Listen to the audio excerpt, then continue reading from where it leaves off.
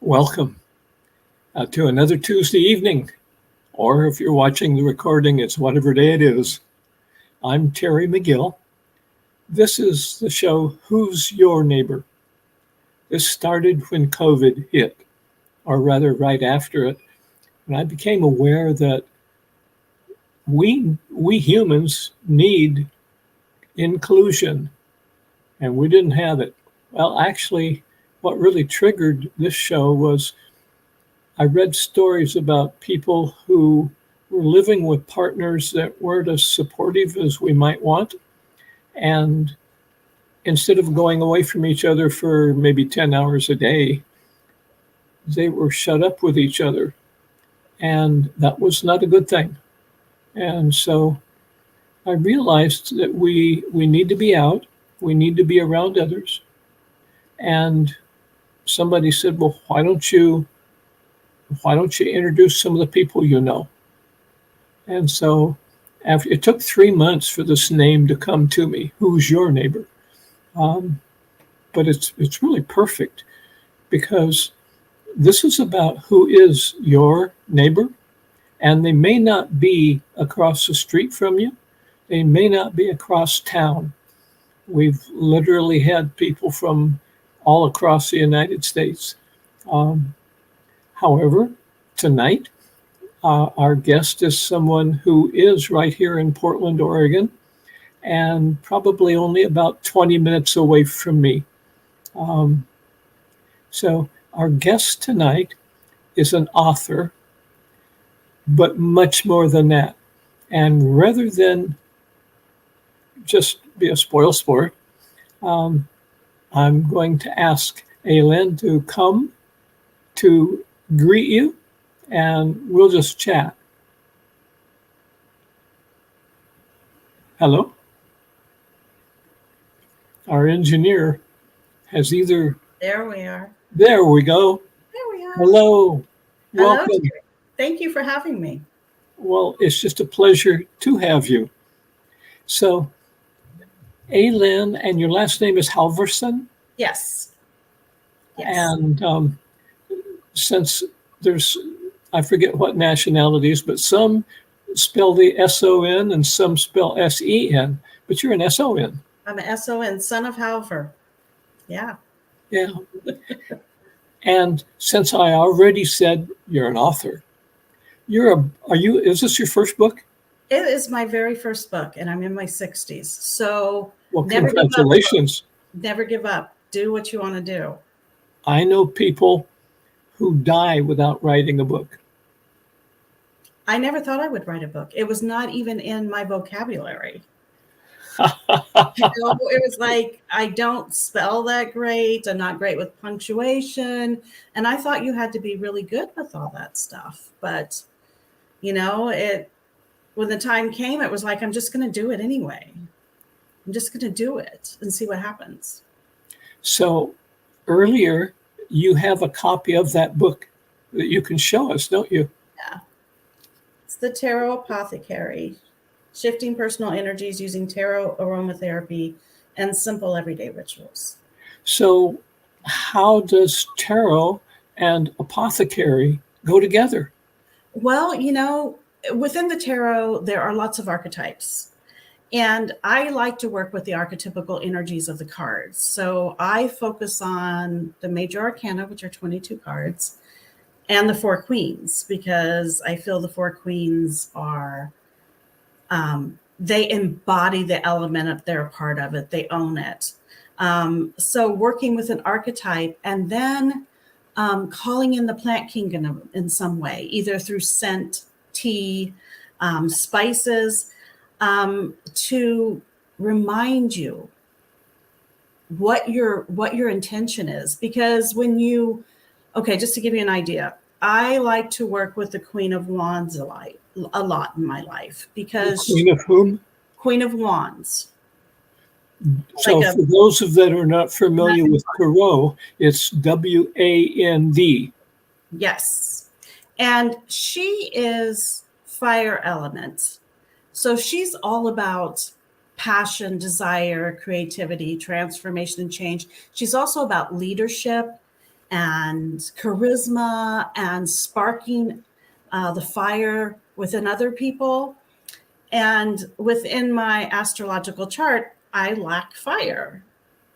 And I started realizing that those are some of the qualities I need in my life in order to do what I want to do, like leadership, charisma, the power to encourage others.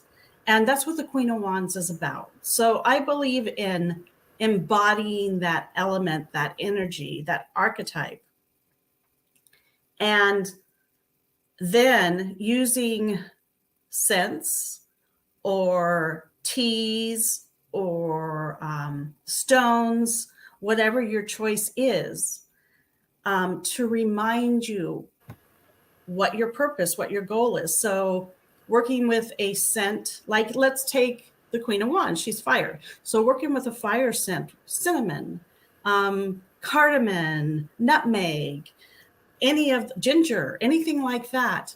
And working with it 3 times a day, by what I mean is smelling it 3 times a day with an intention that you are courageous, you are a leader, you are, you do have charisma, you have that power within you.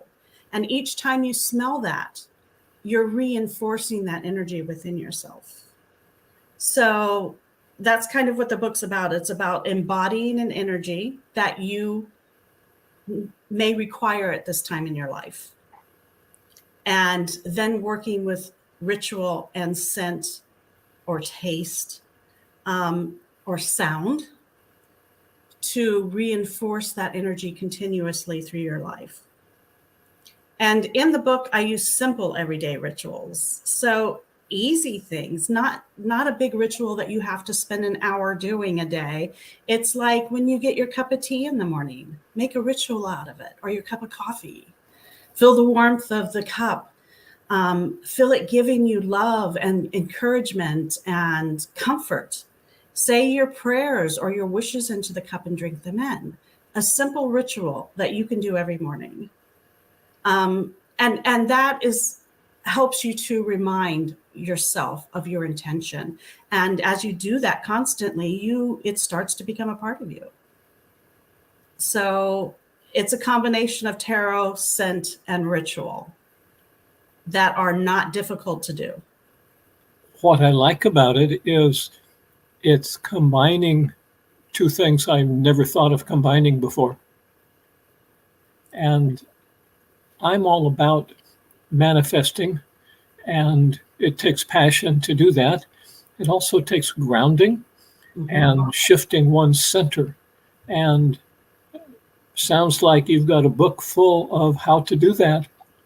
Yeah, and it helps you to step outside your box a bit, because in order to create what you want in your life, action is required. I mean, you can sit and manifest it within your mind, but you've got to take action. You've got to show the universe that this is what I truly want, and I'm willing to do this or that, whatever it is. I'm willing to take action to move towards it. And I think that's really important. And so you have rituals throughout the book. I have recipes. I have like tea recipes, how to make your own blends of tea. I have potion recipes, as I call them. So essential oil blend you can make. I teach you how to blend in the book so you can learn to blend for yourself. And I also have what I call imaginative journey, which is sitting with your archetype and actually talking to them and letting your imagination go. What do they have to say to you? What's their message to you? Write it down, because it's really important. Later on, even if it doesn't make sense right now, later on, it's going to make sense to you. That's going to really open up or reopen the child connection in one. Yeah. Yeah. And you don't have to be a tarot expert to work with the book. You don't have to be a tarot reader. I give you all the information you need in the book. You might want a deck, but you don't even have to have a deck. It's all about choosing the energy you want to call into your life embracing it, and then working with your senses in different ways. Possibly mantra. I have how to write a mantra in the book, so you can write your own mantras. As you smell this oil, you can say your mantra 3 times per day. And that reinforces it within yourself, but it also reinforces it with the universe and your guides and your I was angels. feeling that as you were saying that. The sound vibrates. I read the Akashic records. Sound, the Akasha means vibration or frequency or sound, and it's everywhere all the time, ever was, always will be. That, and then the smell, and then the taste. Like, wow. Yeah. It's like if you really want to call in that Queen of Wands, that fire energy, or some other fire cards, I go into the elements in the book too. So I'll go into the elements of which cards relate and which oils relate to those elements. And if you really want to work with an element, there's different oils, and there's different, let's say you want to work with earth elements. So maybe you want to use earthy vegetables like potatoes, make potato soup. If you want to work with the Queen of Wands, maybe you make a really spicy pot of chili with all that fire energy within there. And as you're cooking, you're putting your intentions into your cooking. So it's kind of like a prayer or a spell, whatever you want to call it. You're putting it with intention into whatever you're doing. You're cooking, you're drinking your tea, you're taking your shower, any type. You can make a ritual out of anything. So it's really fun, and I didn't want it to be difficult for people. One more thing I want to mention that's in the book that I base my whole life off of is tarot numerology.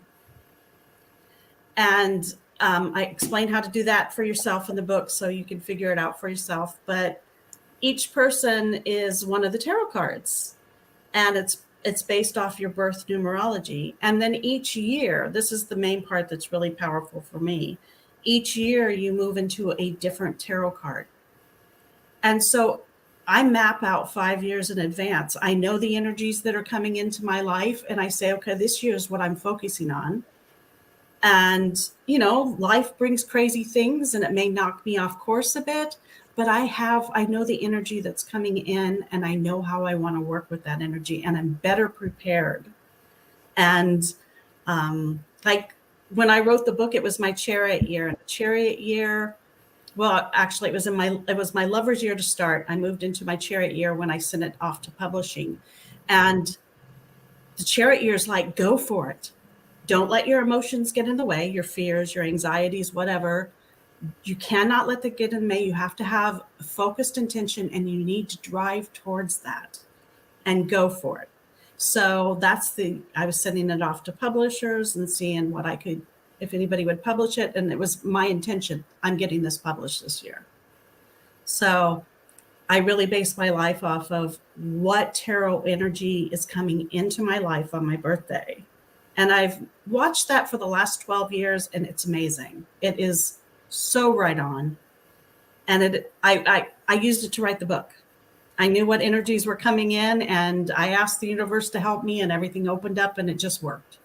So I really like that concept of looking at what's coming, preparing yourself for it, because that resonates for me.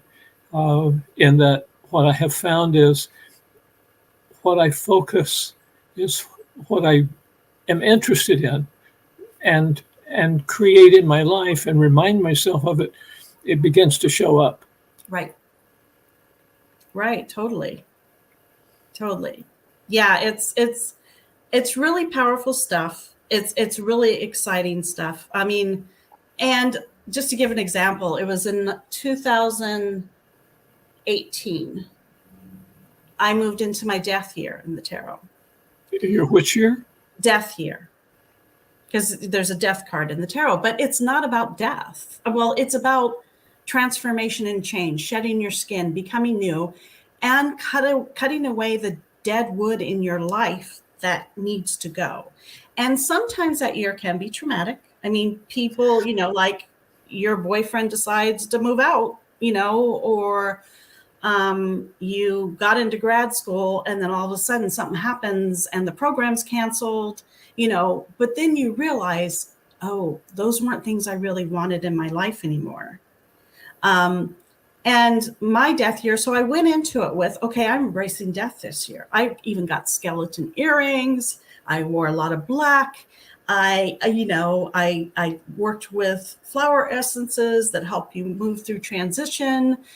And my death year was so peaceful.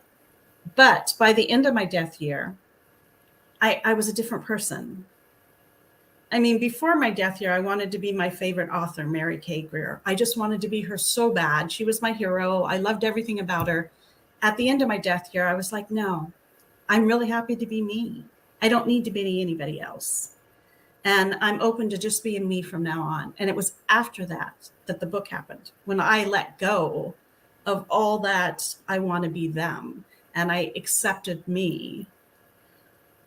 So knowing ahead of time that, oh, this is like next year is my hermit year. So it's a year of more solitude, more seclusion, going within yourself, listening to your own voice.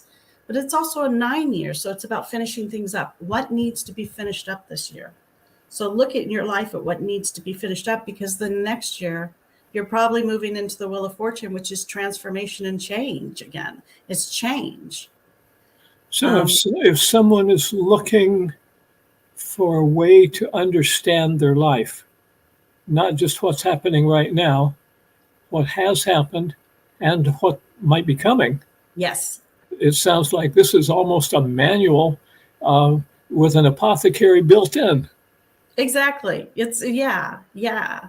And I have to tell you that once I found out who I was in the tarot, I read a book on it I found in a used bookstore. And once I read and figured out, did my numerology, I understood myself finally. And I was in my 40s and I'm like, wow, okay, this is great. I can be who I am. And it really helped me. So just and it tells you, your gifts in life and your challenges in life. And as you move into a different year and you see those challenges might be coming up, you're like, okay, how am I going to work with those? You get yourself prepared. I needed to have that experience about 40 years ago. Well, I wish I would have had it in my 20s, but Well, that's what I meant. Yeah, it didn't work that way. Actually, I'm a little bit older than that, but yeah. Yeah. Wow. I'm just fascinated. I'm sitting here and I'm going, wow. So you can figure out with this numerology concept what you're going into. You've got essentially a manual. You've got different cards, and then you can prepare something to smell, make a sound, taste it. This is fascinating. Yeah, it's really fun. It's fun, and it just has made me a more grounded person. And I trust myself more, knowing, what's coming up, or what's really cool is I did my numerology backwards to the day I was born. And certain years I was like, oh, I remember what happened that year. That makes so much sense. Like the year my daughter was born, I was in my Empress year, and the Empress is about fertility and growth, and nurturing. And I was like, that is really wild that I was in my Empress year when she was born, So I went back and just mapped everything, and I went, oh my gosh, I see the patterns here, and I see, what happened that year and how this all fits in. So it was a really cool experiment to go backwards. That's an interesting concept, because how many of us, consciously or not, have wondered about why did that happen back then? And this gives a way for perspective. Right. And plus, you can take a look at the numerology. What's interesting is it doesn't go in order all the time. Sometimes I notice that my numbers jump back, and they tend to jump back to the same energy. And it's like, oh, I have more to learn here. I have more to do here. It seems like I jump back into the number 5 a lot, which is the Hierophant and the Tarot. And he's very much about education. And it seems like every time I move into a Hierophant year, I go back to school for something. It's been like every time.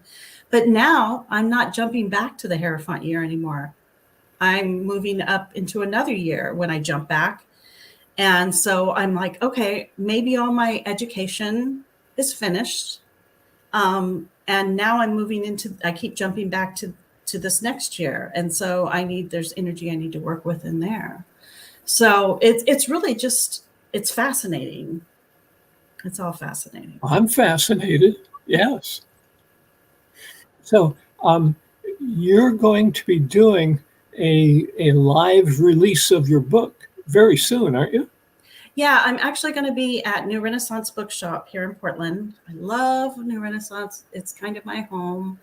I'm going to be there this Saturday, the 10th of December, and I'll be signing books between 2 and 4. So it's a book signing. I won't be speaking or anything, just doing a book signing. Of course, I'll be speaking to you as people as they come up, and yeah, so we'll be able to have conversations, which will be fun. But yeah, I'm really excited about it. That's so exciting. Are you also releasing the book on the web or through? Oh, you can get it anywhere. You can get it on Amazon. You can get it at Barnes and Noble. You can get it at Thrift Books, your local bookstore, Powell's if you're in Portland, New Renaissance if you're in Portland, anywhere.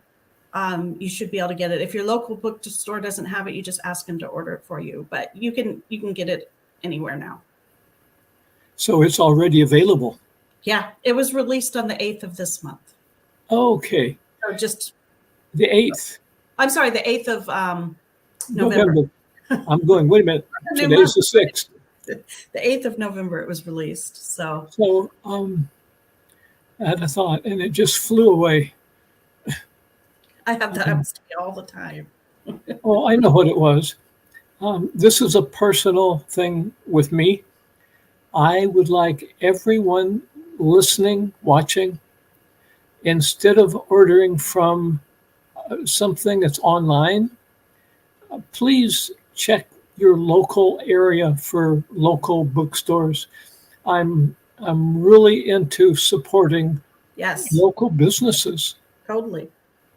And I just found out there's a really neat bookstore in Canby, which is, yeah.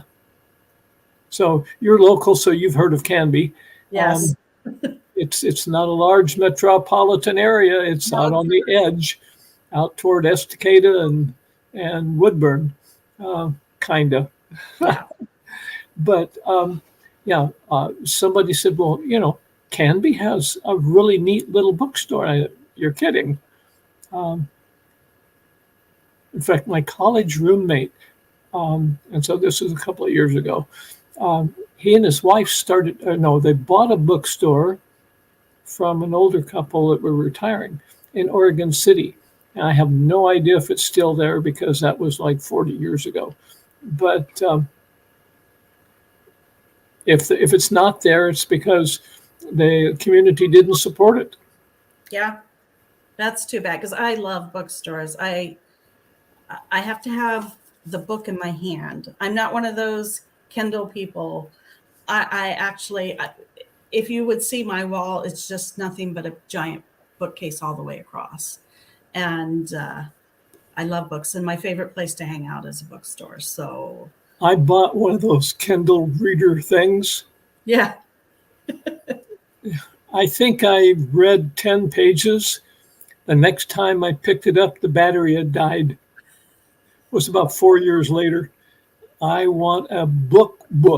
I want a book. I agree with you. Yep. That's just got to have it. And well, I like to pull them off the shelf for research or whatever. And I want to have the actual book. I don't want to have to look it up online. I don't want to have to pull it off Kindle or so. Yeah. Yeah, I know people that read using their cell phone. They go, Well, I can't. and it's like, that's not real. You can't turn the page. Yes. Yeah. You can't bend the little corner. Ooh, I won't do that. I don't do it anymore, but I used to do it when I was a kid. Yeah. I use sticky notes. Yeah. I was at a workshop once, and someone had the author's book, one of the books, and the author said, "Well, show it to me." And the person was kind of hesitant, but they took it up on stage, and they must have had 20 post-it notes with little notes on, this is here and this is that and this is where you find this. And said, well, I apologize for this. No, that's great. That means you're using it. Yes. And you want to go back. It was a new. What it did was it undid some programming that I had of what's appropriate. And like you were referring to earlier, when we move through stuff, we can let it go, and then we can just be who we are. Mm-hmm. So I'm, sometimes I'll use a Kleenex, a clean one. I'll fold it and I'll put it in because I don't bend the corners anymore. There's nothing else handy. Well, I get as many bookmarks as I can from New Renaissance. So it's like, use the bookmarks now. So for all of you that are watching, listening, or not, New Renaissance Bookstore or Bookshop, as some call it, it is the largest New Age store, and it's more than just books. They have over 10,000 items. I do readings there also. And I was talking to one of the staff somewhere around just after the first of the year, some years back, and they were doing inventory. And they'd been closed for 3 days doing inventory, and they were still finishing up. I said, geez, there must be 5,000 or 6,000 items here. They said, no, 10,000. That bookstore has so much. When I'm doing readings in there, it's very difficult because I always have to buy something. I can't leave without buying something. And it's my favorite place. It's just my favorite place in the whole world. And I have a funny story to tell about that. The first time I went into New Renaissance, I had just got married to my husband. And we were in there, and there's this woman. She was just kind of staring at me and just really looking at me. And I'm thinking, why is that woman staring at me? Well, a few minutes later, she comes up. And my husband was spoiling me. I mean, we were just married. He's like, buy as many books as you want. We both had like 10 books. And, we were just having this shopping spree. And she finally came up to my husband. And we'd been dating for 5 years. And then we broke up for a year. And then we got back together and got married right away. And he had went on a date with her. 2 dates, and she was staring at him, not me. And he was so embarrassed because he was like, I couldn't remember her name. He goes, she brought me here. He goes, we went on a date, and this is where we went. And all I kept thinking when I was in the store is how much you, Eileen, would love this shop. I just kept thinking about you. So when we got married, I brought you back, and there she was. And he was like, I was so embarrassed because I couldn't remember her name or how to introduce her or what to say. But that was my first impression of New Renaissance. And when I walked in there, I said, yes, I'm going to work here someday. And about 5 years later, I was doing readings out of there.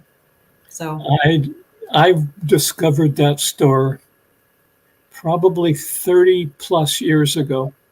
And when it was smaller, they've grown. And I grew. And then I decided one day, geez, my channels have opened up. I read the Akashic Records. I'm certified. I'll just ask if I can be one of the readers. It was a 3-year initiation. Mm-hmm. The waiting list was so long. Yeah. I remember I was making potions there first, and I would just sit with a display selling my potions. And eventually I worked my way into reading there. So yeah, it took me a little while too, but yeah. So I'm excited to have the book signing there. That was my dream once I started writing the book, was to have a book signing there. So, That's a wonderful, that's like full circle. yeah. Instead of buying books, now you can sell yours. Yeah. But I still buy when I go in there. Well, right. Yeah. Well, I know that you've got something else you need to tend to. And I just want to thank you so much, Aylin, for coming on the show tonight and for letting me and us, everybody who's going to be watching in the future, know about this new book. And I'm glad to hear that it's already released. I don't get out much. My voice is the last, I think, to recover from COVID, which I got somewhere around, it was detected about the 3rd or 4th of November. So just before the release of your book. And my doctors say I am a long COVID. Never heard of that before. So I'm still not getting out much. So I may call up to New Renaissance, say, what's it? I'm blank, Andrew. Andrew, Andrew, the book guy at New Renaissance.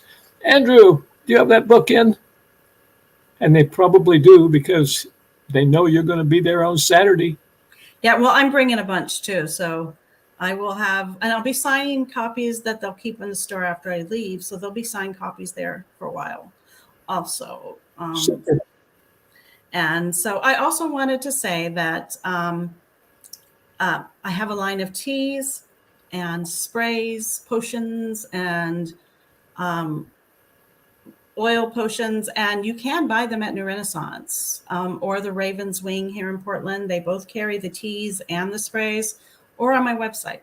So what's the name of the other store? The Raven's Wing. It's in Selwood. So And I know where Selwood is. yeah, Selwood. Yeah, so it's a great little shop too. And I did do a book signing there last month, and they have a bunch of my sprays and stuff too. So New Renaissance has them, and online, or the Raven's Wing if you're local. But yeah. And there's your website, byaylin.com, and your Instagram, but probably they need to go to your website to check out your oils and potions. Yeah. All right. Well, I'm looking forward to getting a copy of that book. And, Well, thanks so much for having me, Terry. I really appreciate the invite.